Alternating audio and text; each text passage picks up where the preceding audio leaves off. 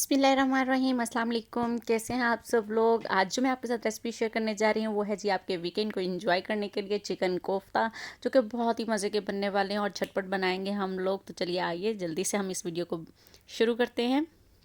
जी तो यहाँ पर मैंने ले लिया है जी 500 ग्राम चिकन है मेरे पास। यहाँ पर एक प्याज है मीडियम साइज़ का, हरा धनिया 3 से 4 हरी मिर्ची और अदरक लहसुन का पेस्ट है 1 टेबल स्पून। सबसे पहले हम चॉपर लेंगे, उसके अंदर हम सबसे पहले करेंगे जी ब्रेस्ट पीस शामिल और इसका कर देंगे जी कीमा। ये देखिए जी, अब हम इसको कर लेते हैं। सबसे पहले इसको कीमा बना लेते हैं। इसका कीमा बहुत अच्छे तरीके से बनना चाहिए, बिल्कुल भी वो मोटा नहीं होना चाहिए, बहुत बारीक होना चाहिए है कीमा। अच्छी तरह से अपने कीमे का कीमा कर देना है, ठीक है जी।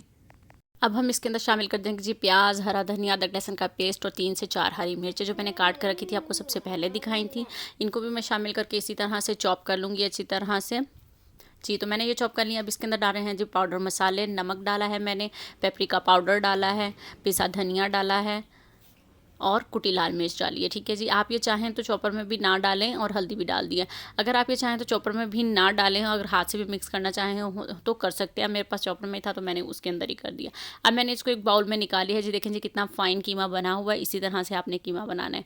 अब हम इसके अंदर शामिल करेंगे जी 1 टेबल स्पून कॉर्नफ्लोर। वो जो इसकी बाइंडिंग जो हल्की फुल्की चिपचिपाहट है उसको ख़त्म करने के लिए हमें 1 टेबल स्पून कॉर्नफ्लोर शामिल किया है। बस अब हम इसको कर लेंगे अच्छी तरह से मिक्स। जी तो ये देखिए जी कितनी अच्छी तरह से ये मिक्स हो चुका है यहाँ पर। जी तो अब कोफ्ते बनाते हैं।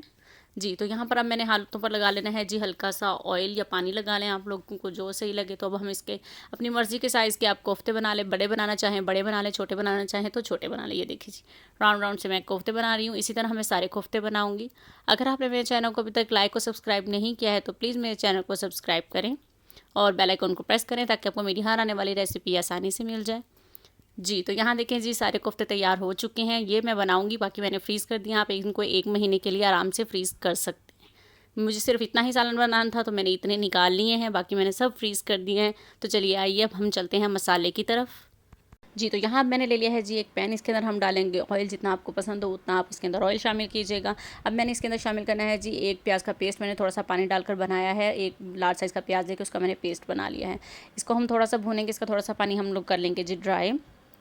जी तो यहाँ देखें जी पानी इसका ड्राई हो चुका है। अब हम इसके अंदर शामिल करेंगे जी अदरक का। मैंने यहाँ पर पाउडर शामिल किया है, आप चाहें तो इसके अंदर पिसा हुआ अदरक और लहसुन भी शामिल कर सकते हैं। अब मैंने इसके अंदर शामिल कर दिया है जी 1 टेबल स्पून नमक, 1 टेबल स्पून पेपरिका पाउडर। इन चीज़ों को डालकर पहले हम अच्छी तरह से कर लेंगे जी मिक्स। क्योंकि अभी थोड़ा पानी है इसके अंदर तो मैं थोड़ी थोड़ी चीज़ें शामिल करके साथ साथ इसको मिक्स करती जाऊँगी। और यहाँ कुछ मेरा फ्लेम ज़रा लो था, इसलिए अब मैंने मसालों के लिए हाई कर दिया उसको ताकि जुड़े नहीं, यहाँ पर जुड़ गया था।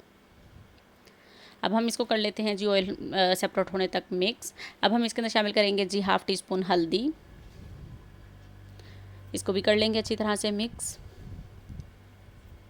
जी अब मैं इसके अंदर शामिल करने जा रही हूँ जी पिसी लाल मिर्च। 1 टेबल स्पून मैंने पिसी लाल मिर्च मिल गया। इसके जितने भी इंग्रेडिएंट और क्वांटिटी होगी सब आपको डिस्क्रिप्शन बॉक्स में भी मिल जाएगी और यहाँ पर भी मैं राइट कर दूँगी। जी तो अब देखिए जी मसाले मेरे अच्छी तरह से भून चुके हैं। अब मैंने इसके अंदर डाल दिया है जी 1 टमाटर का पेस्ट। थोड़ा सा पानी डालकर मैंने 1 टमाटर का पेस्ट बना लिया था। अब हमने इसकी 7 से 8 मिनट के लिए खूब अच्छी तरह भुनाई करनी है। 7 से 8 मिनट तक आपने अच्छी तरह इसकी भुनाई करनी है। बिल्कुल भी इसका पानी रह जाना नहीं चाहिए क्योंकि हमें बाद में भी पानी ऐड करना है। अब हम इसके अंदर शामिल कर देंगे जी आधा कप दही। बिल्कुल अच्छी तरह फेंट कर मैंने दही को शामिल किया है। साथ ही चम्मच चलाएंगे ताकि फुटकड़ियाँ ना बने। अब मज़ीद आपने इसकी 8 से 9 मिनट तक तकरीबन खूब अच्छी तरह भुनाई करनी है, जब तक कि मसाला अलग से नीचे लगना और ऑयल अलग से नज़र आना शुरू नहीं हो जाता। जी तो यहाँ पर देखें जी 8 मिनट हो चुके हैं मुझे इसकी भुनाई करते हुए। ये देखिए जी मसाला नीचे लगना शुरू हुआ और ऑयल सेपरेट सेपरेट नज़र आ रहा है। अब मैं इसके अंदर शामिल कर दूँगी जी 1 कप पानी। जी तो 1 कप पानी मैंने इसके अंदर शामिल कर दिया है। अब हम इसको आ लेने देंगे जी 1 बॉयल। जी तो 1 बॉयल आ चुका है। अब हम इसके अंदर शामिल करेंगे जी अपने जो कोफ्ते हमने बनाए हैं। कोफ्ते हम फ्राई नहीं करेंगे, डायरेक्ट मैंने कोफ्ते इसके अंदर शामिल किए हैं। इससे टेस्ट बहुत अच्छा आता है, ग्रेवी का टेस्ट जो होता है वो अंदर तक चला जाता है इस तरह से।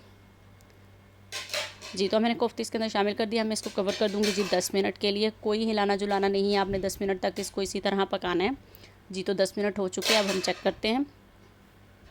जी तो ये देखिए जी 10 मिनट हो चुके हैं। अगर आपको यहाँ पर हिलाने की भी ज़रूरत हो तो आपने इस तरह से पैन को पकड़ के हिला देना, चम्मच का इस्तेमाल बिल्कुल नहीं करना। जी तो अब मैं इसको कर दूँगी जी अगेन 15 से 20 मिनट के लिए कवर, ताकि ग्रेवी भी थोड़ी गाढ़ी हो जाए और मस्त हमारा चिकन भी अच्छी तरह कुक हो जाए। ठीक है जी, 15-20 मिनट बाद मिलते हैं। जी तो यहाँ पर देखिए जी हमारे 20 मिनट हो चुके हैं अल्हम्दुलिल्लाह जी। चेक कर लेते हैं, बहुत ही मज़ेदार खुशबू आ रही है जी कोफ्तों की। ये देखिए जी, यहाँ पर मैंने आँच को थोड़ी तेज़ कर दिया। 1 मिनट के लिए हम इसे मज़ीद पका लेंगे तेज़ आँच पर। तो अब मैंने इसके अंदर शामिल कर दिया है जी हरा धनिया। इसको कर लेते हैं अच्छी तरह से मिक्स। यहाँ पर फ्लेम अभी हाई ही रखा हुआ है मैंने यहाँ पर। अब हम इसके अंदर शामिल करेंगे कि पिसा गरम मसाला। बस जी हमारे कोफ्ते हो चुके हैं तैयार। मज़ेदार सी खुशबू आ रही है, ज़रूर ट्राई कीजिएगा आप लोग भी इसको। तो चलिए आइए अब मैं इसको डिश आउट करती हूँ। जी तो अल्हम्दुलिल्लाह जी, ये है जी हमारे कोफ्तों की फ़ाइनल लुक। उम्मीद करती हूँ कि आपको मेरी ये सिंपल सी रेसिपी ज़रूर पसंद आई होगी। ज़रूर ट्राई कीजिएगा और दुआ में याद रखिएगा। अपना बहुत सारा ख्याल रखिएगा। अल्लाह हाफ़िज़।